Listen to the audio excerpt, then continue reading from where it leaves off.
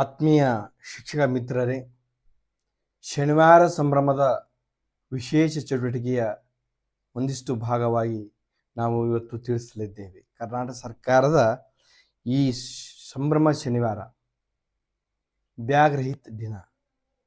ಯಾವುದೇ ಬ್ಯಾಗ್ ಇಲ್ಲದೆ, ಬ್ಯಾಗ್ ಹೊರೆ ಇಲ್ಲದೆ ಸಂತಸದಾಯಕವಾಗಿ ಮಕ್ಕಳು ಚಟುವಟಿಕೆ ಸಹಿತವಾಗಿ ಕಲಿಯುವಂಥ ಈ ಶನಿವಾರ ಸಂಭ್ರಮಕ್ಕೆ ತಮಗೆಲ್ಲರಿಗೂ ಆದರದ ಸ್ವಾಗತವನ್ನು ಕೋರ್ತಾ ಇದ್ದೇವೆ. ಆದ್ಮೇಲೆ ಈ ಶನಿವಾರ ಸಂಭ್ರಮದ ಅಂದರೆ ಯಾವುದೇ ನೋಟು ಪುಸ್ತಕ, ಯಾವುದೇ ಬ್ಯಾಗ್ ಇಲ್ಲದೆ ಮಕ್ಕಳು ಶಾಲೆಗೆ ಬರ್ತಾರೆ. ಸಂತಸದಿಂದ ಕೆಲವೊಂದಿಷ್ಟು ಚಟುವಟಿಕೆಗಳ ಮೂಲಕ ಕಲಿಕೆಯನ್ನು ನೀವೆಲ್ಲ ಶಿಕ್ಷಕರು ಸಲಹೆ ನೀಡುವುದರ ಮೂಲಕ ಕಲಿಕೆಯನ್ನು ದೃಢೀಕರಿಸಿಕೊಳ್ತೀರಿ. ಅಂಥ ವಿಶೇಷವಾದ ಶನಿವಾರ ಸಂಭ್ರಮ ಈ ಕಾರ್ಯಕ್ರಮ ಈ ಡಿಸೆಂಬರ್ ತಿಂಗಳ 2025 ಡಿಸೆಂಬರ್ ತಿಂಗಳಲ್ಲಿ ಬರುವಂಥ ಯಾವ ಚಟುವಟಿಕೆಗಳನ್ನು ನಾವು ಮಾಡಿಸಿ ಮಕ್ಕಳಿಗೆ ಕಲಿಕೆಯನ್ನು ದೃಢೀಕರಿಸಬೇಕು ಅನ್ನೋದನ್ನು ಈ ಒಂದು ವಿಡಿಯೋದಲ್ಲಿ ತಿಳಿಸ್ತಾ ಇದ್ದೀನಿ. ಆದಮೇಲೆ ನೀವು ನೋಡ್ತಾ ಇದ್ದೀರಿ ಇವತ್ತಿನ ಶೀರ್ಷಿಕೆ ಅಂದರೆ ನಮ್ಮ ಡಿಸೆಂಬರ್ ತಿಂಗಳ ಒಂದು ಶನಿವಾರ ಸಂಭ್ರಮದ ವಿಶೇಷವಾದಂಥ ಶೀರ್ಷಿಕೆ ಅಡಿಯಲ್ಲಿ ಈ ಚಟುವಟಿಕೆಗಳನ್ನು ಮಾಡ್ತೇವೆ. ಅಂದ್ರೆ ಸಾರ್ವಜನಿಕ ಸೌಕರ್ಯಗಳು ಮತ್ತು ನನ್ನ ಜವಾಬ್ದಾರಿ. ಸಾರ್ವಜನಿಕ ಸೌಕರ್ಯಗಳು ಮತ್ತು ನನ್ನ ಜವಾಬ್ದಾರಿ ಅಂದರೆ ಇದರ ಅರಿವು. ಇಲ್ಲಿ ನೀವು ಏನು ಮಾಡ್ತೀರಪ್ಪ ಅಂದ್ರೆ ಅರಿವನ್ನು ಪಡಿಕೊಳ್ತೀರಿ. ಒಂದನೇದಾಗಿ, ಎರಡನೇದು ಅನುಭವ ಮತ್ತು ಅವಲೋಕನ. ಇದು 1 ರಿಂದ 3 ಒಂದು ಗುಂಪು, ಮತ್ತು 4 ರಿಂದ 5 ಒಂದು ಗುಂಪು, ಮತ್ತು 6 ರಿಂದ 8 ಮತ್ತೊಂದು ಗುಂಪು. ಈ ಗುಂಪುಗಳ ಚಟುವಟಿಕೆಗಳ ಮೂಲಕ ಈ ಕಾರ್ಯಕ್ರಮಗಳು ನಡೀತಾವ. ಇದು ಶನಿವಾರ ಸಂಭ್ರಮ ಬ್ಯಾಗ್ ರಹಿತವಾಗಿ ಬರ್ತಕ್ಕಂಥ ಮಕ್ಕಳಿಗೆ ಸಂತಸ ಕಲಿಕೆಯನ್ನು ಉಂಟು ಮಾಡುವಂಥ ಚಟುವಟಿಕೆಗಳ ಒಂದು ಅನಾವರಣ. ಡಿಸೆಂಬರ್ ತಿಂಗಳ ಶನಿವಾರ ಸಂಭ್ರಮ, ಬನ್ನಿ ನೋಡೋಣ. ಆದ್ಮೇಲೆ ಸಾರ್ವಜನಿಕ ಸೌಕರ್ಯಗಳು ಮತ್ತು ನನ್ನ ಜವಾಬ್ದಾರಿಯಲ್ಲಿ 1 ರಿಂದ 3ನೇ ತರಗತಿ ಮತ್ತು 4 ರಿಂದ 5ನೇ ತರಗತಿ ಮಕ್ಕಳು ಹಾಗೂ 6 ರಿಂದ 8ನೇ ತರಗತಿ ಮಕ್ಕಳು 3 ಗುಂಪುಗಳಲ್ಲಿ, ಅಂದರೆ 1 ರಿಂದ 3 ಒಂದು ಗುಂಪು, 4 ರಿಂದ 5 2ನೇ ಗುಂಪು, 6 ರಿಂದ 8 3ನೇ ಗುಂಪಲ್ಲಿ ಈ ಚಟುವಟಿಕೆಗಳನ್ನು ನಿರ್ವಹಿಸುತ್ತಾ ಸಾರ್ವಜನಿಕ ಸೌಕರ್ಯ ಮತ್ತು ನನ್ನ ಜವಾಬ್ದಾರಿ ಅನ್ನುವ ಶೀರ್ಷಿಕೆ ಅಡಿಯಲ್ಲಿ, ಈ ಒಂದು ಶೀರ್ಷಿಕೆ ಅಡಿಯಲ್ಲಿ ಈ ಮಾಹಿತಿಯನ್ನು ಚಟುವಟಿಕೆಗಳನ್ನ ಪೂರ್ಣಗೊಳಿಸುವುದರ ಮೂಲಕ ಮಕ್ಕಳು ಕಲಿತುಕೊಳ್ಳುತ್ತಾರೆ. ಮೊದಲನೇದಾಗಿ 1 ರಿಂದ 3ನೇ ತರಗತಿಯ ಮಕ್ಕಳು ಇಲ್ಲಿ ನೋಡ್ತಾ ಇದ್ದೀರಲ್ಲ. ಈ ಮಕ್ಕಳು 1 ರಿಂದ 3ನೇ ತರಗತಿಯ ಮಕ್ಕಳು ಚಿತ್ರ ನೋಡಿ ಉತ್ತರ ಹೇಳಿ ನೋಡೋಣ ಅಂತಕ್ಕಂಥ ಒಂದು ಚಟುವಟಿಕೆ, ಅನುಭವ ಮೂಲಕ ಚಿತ್ರ ಬರೆಯಿರಿ 2ನೇ ಚಟುವಟಿಕೆ, ಮತ್ತು ಚರ್ಚಾಕೂಟ ನನ್ನ ಜವಾಬ್ದಾರಿ ಅನ್ನೋದು ಒಂದು 3ನೇ ಚಟುವಟಿಕೆಯನ್ನು ಮಾಡ್ತಾರೆ. ಅದೇ ರೀತಿಯಾಗಿ 4ನೇ ತರಗತಿ ಮಕ್ಕಳು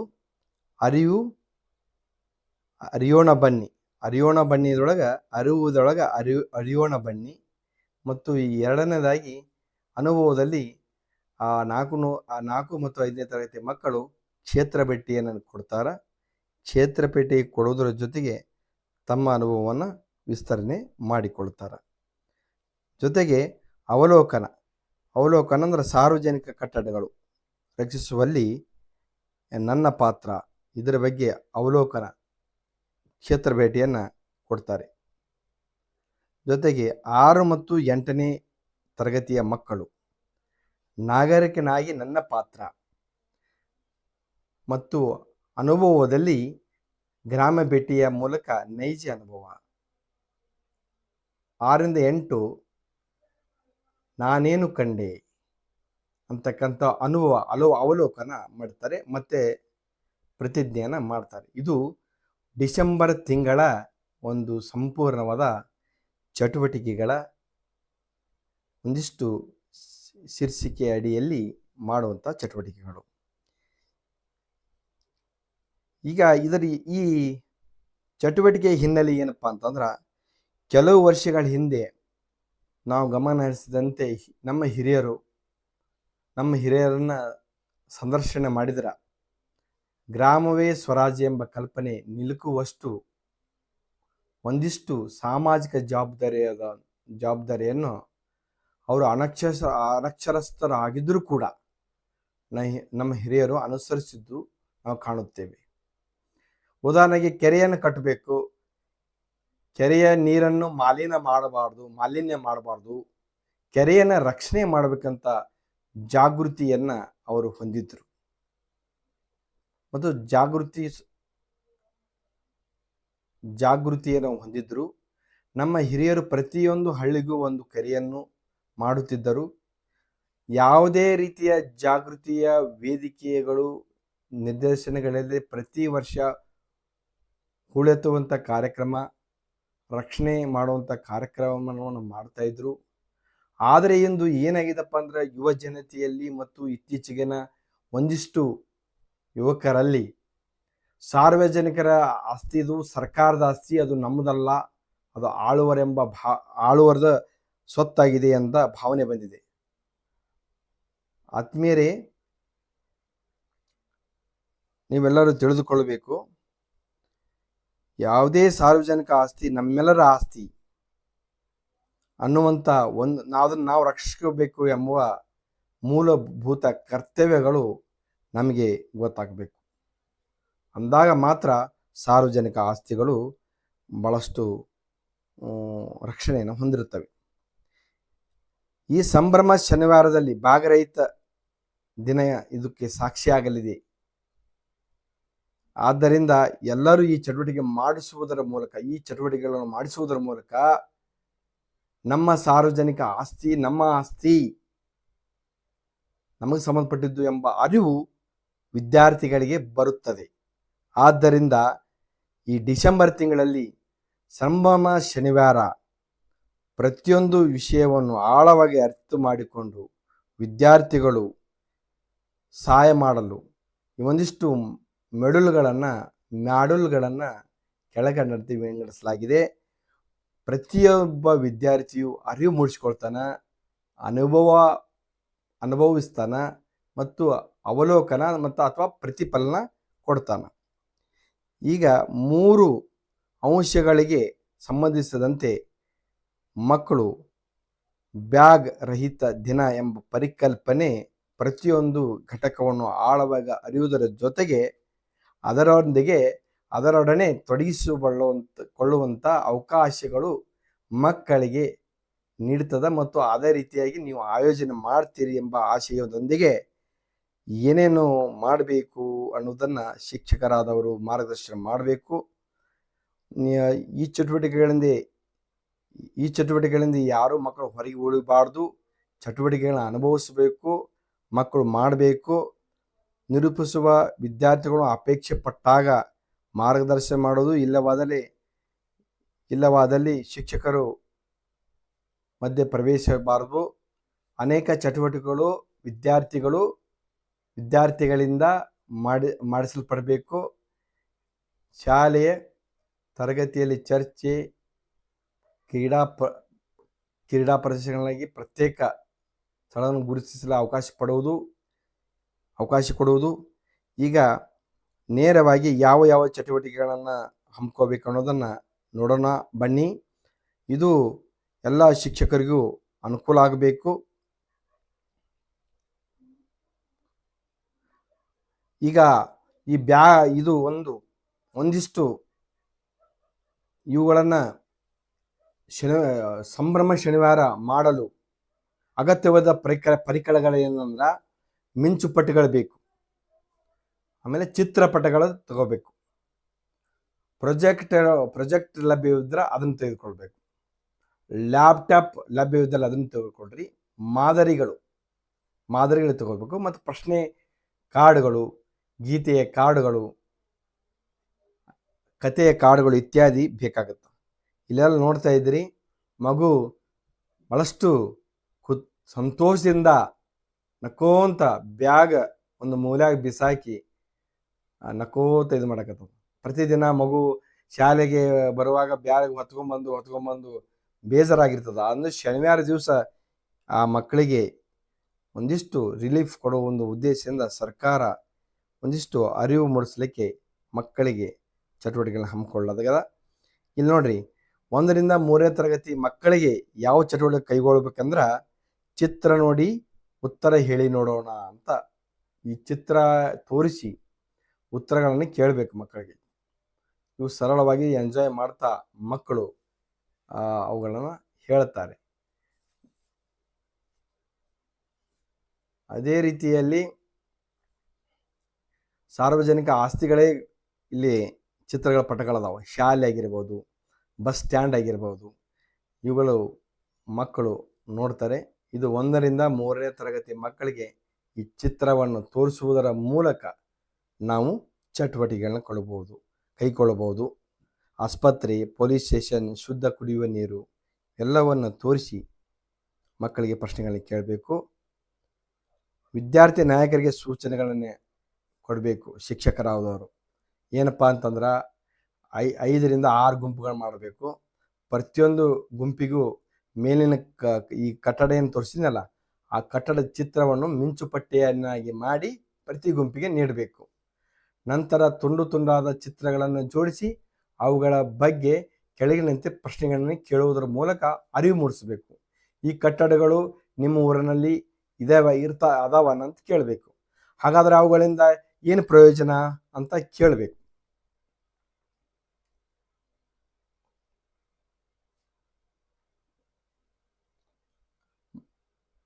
ನಂತರ ಎಲ್ಲ ಮಕ್ಕಳ ಪ್ರತಿಕ್ರಿಯೆಗಳನ್ನು ಅಂದರೆ ರೆಸ್ಪಾನ್ಸ್ಗಳನ್ನು ನೋಡಿ ಅಭಿನಂದಿಸಿ ಅವರಿಗೆ ಅರಿವು ಚಟುವಟಿಕೆಗಳನ್ನ ಮುಕ್ತಾಯಗೊಳಿಸಬೇಕು. ಇದು 1ರಿಂದ 3ನೇ ತರಗತಿ. ಇಲ್ಲಿ ನೋಡ್ರಿಗ, ಅಂದ್ರೆ ಅಲ್ಲೇ ಚಿತ್ರ ನೋಡಿ ಅದರ ಬಗ್ಗೆ ಹೇಳಿದರು 1ರಿಂದ 3ನೇ ತರಗತಿಯವರು. ಇಲ್ಲಿ ಏನು ಬರೀತಾರ ಅಂದ್ರೆ ಆ ಚಿತ್ರನ ಬರೀತಾರ. ಎಂಜಾಯ್, ಒಂದು ಸಂತೋಷದಾಯಕವಾಗಿರ್ತಕ್ಕಂಥ ಚಟುವಟಿಕೆ ಮಾಡ್ತಾನೆ.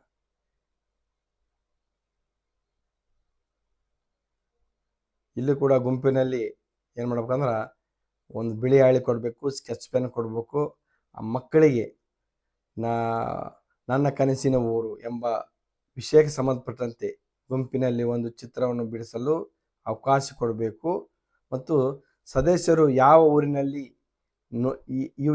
ಎಲ್ಲಿ ನೋಡಿರಿ ಕಟ್ಟಡಗಳನ್ನ, ಅಂದ್ರೆ ಅವರು ನೋಡಿರುವಂಥ ಕಟ್ಟಡಗಳನ್ನ ಬಿಡಿಸಲು ಅವಕಾಶ ಮಾಡಿಕೊಡ್ಬೇಕು. ಆಮೇಲೆ ಚಿತ್ರ ಬಿಡಿಸಿದ ನಂತರ ತಾವು ಬಿಡಿಸಿದ ಚಿತ್ರದ ಮಾಹಿತಿ ಅವರಿಂದ ಕೇಳಿ ಪಡೆಯುವುದು. ಆಮೇಲೆ ನಿರೂಪಕರಿಂದ ಒಂದಿಷ್ಟು ಅನುಭವಗಳನ್ನು ತಂಡದ ಸದಸ್ಯರಿಂದ ಪಡೆದು ಅಭಿನಂದಿಸಿ ಅವರಿಗೆ ಈ ಚಟುವಟಿಕೆಗಳನ್ನ ಮುಕ್ತಾಯಗೊಳಿಸಬೇಕು. 1ನೇದಲ್ಲಿ ಚಿತ್ರ ನೋಡಿದರು, ನಂತರ ಚಿತ್ರ ಬಿಡಿಸಿದರು ಮತ್ತು ಅದರ ಬಗ್ಗೆ ಮಾಹಿತಿ ಪಡೆದರು ಮತ್ತು ಅಭಿನಂದನೆ ಇದು ಮಾಡಿದರು. ಇನ್ನು ಚರ್ಚಾಕೂಟ, ನನ್ನ ಜವಾಬ್ದಾರಿಯನ್ನು ಚರ್ಚಾಕೂಟ, ಚರ್ಚೆಯನ್ನು ಮಾತಿನ ಮೂಲಕ ಅವರಿಗೆ ಅವಕಾಶ ಕೊಡಬೇಕು. ನನ್ನ ಊರಿನಲ್ಲಿ ವಿವಿಧ ರೀತಿಯ ಆಸ್ತಿಗಳನ್ನು ರಕ್ಷಿಸುವಲ್ಲಿ ನನ್ನ ಪಾತ್ರ ಎಂಬ ವಿಚಾರವಂತೆ ಅವರು ಅನುಭವಿಸಿದಂತೆ ಇದು ಅನುಭವ ವ್ಯಕ್ತಪಡಿಸಬೇಕು. ಒಂದನೇದು ಅರಿವಾಯಿತು, ಮೊದಲನೇದು ಅರಿವು, ನಂತರ ನೋಡ್ತಿದ್ರೆ ಅನುಭವ, ಆಮೇಲೆ ಅವಲೋಕನ. 3 ಪ್ರತಿಯ ತರಗತಿ ಗುಂಪಿಗೂ ಈ 3 ಪ್ರಕ್ರಿಯೆಗಳನ್ನ ಮಾಡಿಸ್ಬೇಕು. ಇಲ್ಲಿ ನೋಡ್ರಿ, ತನ್ನ ಊರಿನಲ್ಲಿರ್ತಕ್ಕಂಥ ಆಸ್ತಿ ರಕ್ಷಿಸುವಲ್ಲಿ ನನ್ನ ಪಾತ್ರ ಸಂಬಂಧಪಟ್ಟಂತೆ ಒಂದಿಷ್ಟು ಅನುಭವಗಳನ್ನು ಹಂಚಿಕೊಳ್ಳಲು ಹೇಳಬೇಕು. ಸಾರ್ವಜನಿಕ ಸಂಬಂಧಪಟ್ಟಂತೆ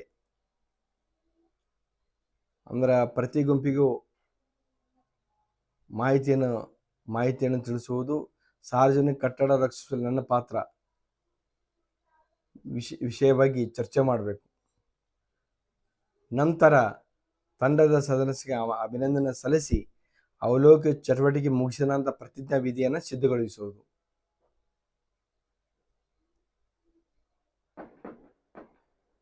ಈಗ 1ರಿಂದ 3ನೇ ತರಗತಿಯ ಮಕ್ಕಳಿಗೆ ಈ ಚಟುವಟಿಕೆಗಳನ್ನ ಹಾಕೊಂಡಿದ್ರಿ. ಮತ್ತು ಈ 4ರಿಂದ 5ನೇ ತರಗತಿ ಮಕ್ಕಳಿಗೆ ಅರಿಯೋಣ ಬನ್ನಿ ಗ್ರಾಮ ಪಂಚಾಯಿತಿ ಪ್ರಾಥಮಿಕ ಆರೋಗ್ಯ ಕೇಂದ್ರ, ಶುದ್ಧ ಕುಡಿಯುವ ನೀರು ಘಟಕ, ಶಾಲೆ, ಗ್ರಂಥಾಲಯ, ಬಸ್ ನಿಲ್ದಾಣ ಇವುಗಳನ್ನು ಈ ಮುಂಚುಪಟ್ಟಿಯನ್ನು ಕೊಟ್ಟು 5ರಿಂದ 6 ಗುಂಪುಗಳನ್ನು ಮಾಡಿಸಿ ಸಾರ್ವಜನಿಕ ಕಟ್ಟಡ ಹೆಸರುಗಳನ್ನು ನೀಡುವುದು. ನಂತರ ಅದು ಯಾವುದು, ಎಲ್ಲೈತಿ, ಯಾವಾಗ, ಯಾಕೆ, ಯಾರು, ಹೀಗೆ ಬರೆದಂಥ 5 ಪಟ್ಟಿಗಳನ್ನು ಅವುಗಳನ್ನು ಪ್ರತಿ ಗುಂಪಿಗೆ ನೀಡುವುದು ಮತ್ತು ಆ ಕಟ್ಟಡಗಳ ಬಗ್ಗೆ ಮಿಂಚುಪಟ್ಟಿಯಲ್ಲಿರುವಂಥ ಪ್ರಶ್ನೆಗಳ ಅನುಗುಣವಾಗಿ, ಅಂದರೆ ಯಾವುದು, ಇದು ಯಾವುದಪ್ಪ, ಅದರ ಬಗ್ಗೆ ಮಾಹಿತಿಯನ್ನು ಹೇಳುವಂತೆ ಪ್ರೋತ್ಸಾಹ ಮಾಡೋದು. ಆಮೇಲೆ ಸಾರ್ವಜನಿಕ ಸ್ಥಳಗಳಿಗೆ ಸಂಬಂಧಿಸಿದಂತೆ ನೀಡಿರುವಂಥ ಅಂಶಗಳ ಕುರಿತು ಪ್ರತಿ ಗುಂಪಿನ ಸದಸ್ಯರಿಂದ ಮಾಹಿತಿಯನ್ನು ತಿಳಿಸುವುದು. ನಿರೂಪಕ ಎಲ್ಲ ಅಂಶಗಳನ್ನು ಕ್ರೋಢೀಕರಿಸಿ ಅರಿವುಗಳನ್ನು ಚಟುವಟಿಕೆಗಳನ್ನು ಮುಕ್ತಾಯಗೊಳಿಸುವುದು. ಅರಿವನ್ನು ಈ ರೀತಿಯಾಗಿ ಮಾಡಬೇಕು. ಅನುಭವವನ್ನು ಅಂದರೆ ಕ್ಷೇತ್ರ ಭೇಟಿ ಮಾಡೋದು ಅಥವಾ ಆ ಬರವಣಿಗೆ ಮೂಲಕ ತಮ್ಮ ಅನುಭವಗಳನ್ನು ಮಕ್ಕಳು ಹಂಚಿಕೊಳ್ಳಬೇಕು. ಅಂದ್ರೆ 5ರಿಂದ 6 ಗುಂಪು ಮಾಡೋದು. ಪ್ರತಿ ಗುಂಪಿನಲ್ಲೂ ಕೂಡ ಆಸ್ತಿಯ ಸ್ಥಿತಿಗತಿ ಬಗ್ಗೆ ಅರಿಯಲು ಶಿಕ್ಷಕರ ಮೇಲ್ವಿಚಾರಣೆಯಲ್ಲಿ ಪ್ರತ್ಯಕ್ಷ ಭೇಟಿ ನೀಡೋದು. ಆಮೇಲೆ ನನ್ನ ಕನಸಿನ ಗ್ರಾಮದ ಬಗ್ಗೆ ಒಂದು ವಿಚಾರವಾಗಿ ಪ್ರಬಂಧವನ್ನು ಚರ್ಚಿಸಿ ಬರೆಯುವಂತೆ ಹೇಳುವುದು. ಈ ರೀತಿಯಾಗಿ ಬರವಣಿಗೆ ಆಗಿರ್ತದೆ. ಅಲ್ಲಿ ಚಿತ್ರಕಲೆ ಬರೆಸಿದ್ರು, ಇಲ್ಲೇ ಅವರು ನೋಡಿದಂಥ ವಿಷಯದ ಬಗ್ಗೆ ಒಂದಿಷ್ಟು ಮಾಹಿತಿಯನ್ನು ಬರೀತಾರೆ. ಇನ್ನು ಅವಲೋಕನ, ಸಾರ್ವಜನಿಕ ಕಟ್ಟಡ ರಕ್ಷಿಸುವಲ್ಲಿ ನಮ್ಮ ಪಾತ್ರ ಏನು ಆದವ ಅನ್ನೋದು ಇಲ್ಲಿ ನೋಡಬೇಕು. ಈಗ ಆಸ್ಪತ್ರೆ ಆಗಿರ್ಬೋದು, ಶಾಲೆ ಆಗಿರ್ಬೋದು, ಆಮೇಲೆ ಬಸ್ ನಿಲ್ದಾಣ ಆಗಿರ್ಬೋದು, ಶುದ್ಧ ಕುಡಿಯುವ ನೀರಿನ ಘಟಕ ಆಗಿರ್ಬೋದು, ಇವುಗಳನ್ನು ರಕ್ಷಣೆ ಮಾಡುವಲ್ಲಿ ನನ್ನ ಪಾತ್ರದ ಬಗ್ಗೆ ಒಂದಿಷ್ಟು ಮಾಹಿತಿಯನ್ನು ಶಿಕ್ಷಕರು ಪಡೆದುಕೊಳ್ಳಬೇಕು. ಸಾರ್ವಜನಿಕ ಆಸ್ತಿಯಲ್ಲಿ ಅಂದ್ರೆ ಚಟುವಟಿಕೆಗಳಿಂದ ಆಗುವ ಅನುಭವ ಏನಪ್ಪ ಮತ್ತು ತಂಡದಿಂದ ಸದಸ್ಯರಿಂದ ಪಡೆದು ಅಭಿನಂದಿಸಿ ಚಟುವಟಿಕೆಗಳನ್ನು ಮುಗಿಸುತ್ತಾ ಪ್ರತಿಜ್ಞಾ ವಿಧಿಯನ್ನು ಬೋಧಿಸುವುದು. ಪ್ರತಿ ಒಂದು ಚಟುವಟಿಕೆ ಆದ ನಂತರ ಪ್ರತಿಜ್ಞಾ ವಿಧಿಯನ್ನು ಬೋಧಿಸಬೇಕು. ಇದು 6ರಿಂದ 8ನೇ ತರಗತಿ ಮಕ್ಕಳಿಗೆ ಈ ಮಿಂಚುಪಟ್ಟಿಗಳನ್ನ ಕೊಡಬೇಕು. ಗ್ರಾಮ ಪಂಚಾಯಿತಿ, ಪ್ರಾಥಮಿಕ ಆರೋಗ್ಯ ಕೇಂದ್ರ, ಆಮೇಲೆ ನೋಡಕತ್ತಿರಲ್ಲ ಇವೆಲ್ಲವನ್ನು ಈ ರೀತಿಯಾಗಿ ಎಲ್ಲ ಕಟ್ ಮಾಡಿ ಕೊಡಬೇಕು. ಕಟ್ ಮಾಡಿ ಕೊಟ್ಟು ಪ್ರತಿ ಗುಂಪಿಗೆ ಒಂದು ಸಾರ್ವಜನಿಕ ಕಟ್ಟಡವನ್ನು ಕೊಡಬೇಕು. ಕೊಟ್ಟು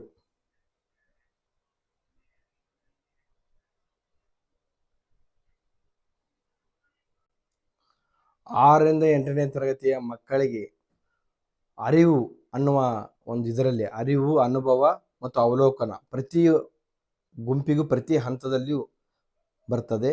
ಇದರಲ್ಲಿ ಇವುಗಳನ್ನು ಗ್ರಾಮ ಪಂಚಾಯತಿ ಆಗಿರ್ಬೋದು, ಪ್ರಾಥಮಿಕ ಆರೋಗ್ಯ ಕೇಂದ್ರ ಆಗಿರ್ಬೋದು, ಶುದ್ಧ ಕುಡಿಯುವ ನೀರಿನ ಘಟಕ, ಆಮೇಲೆ ಶಾಲೆ, ಗ್ರಂಥಾಲಯ, ಬಸ್ ನಿಲ್ದಾಣ,